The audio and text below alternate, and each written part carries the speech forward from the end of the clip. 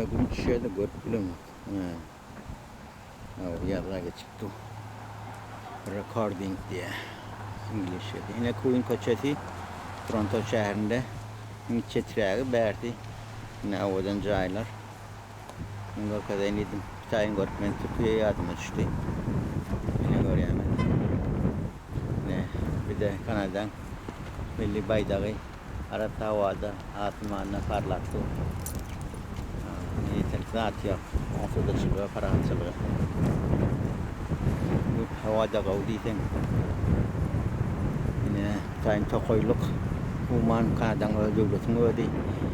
Öldürlü teröristen diysen uli. Hem yere tokoyluk, havadalık, gömgöklük. Berde gömgöklük yap yaşıl. Hava asman gömgök. Ne asmanı kadar. Şu an yani ben su vermek gerekke. Neme altaya kış. Ondan sonra neme yağın geliyor arasına yel geliyor. Dünya değil hasan şoga. Berde su vermiyorum yerle kayarda yaşırlar dağıtlar. Öyle oturansan yürekler katıp adet öyle onu zaten su veriyorlar bağına bahçelerine.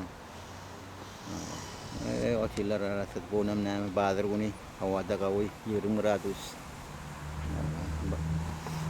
16 sentyabr.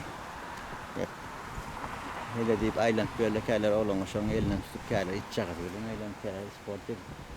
Hekim bırakılan kaptan diyorlar. Elbette berde yaşayanların geliyor berek. Taşrakta yaşayanların geliyor. Menden Angarrak'ta yaşayan. Öyle ki.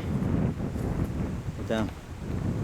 Vatan ilgun bütün dünya parahat olsun, asuda olsun. Şadiyançılık olsun. Koronavirüs kesilçilik yok olsun.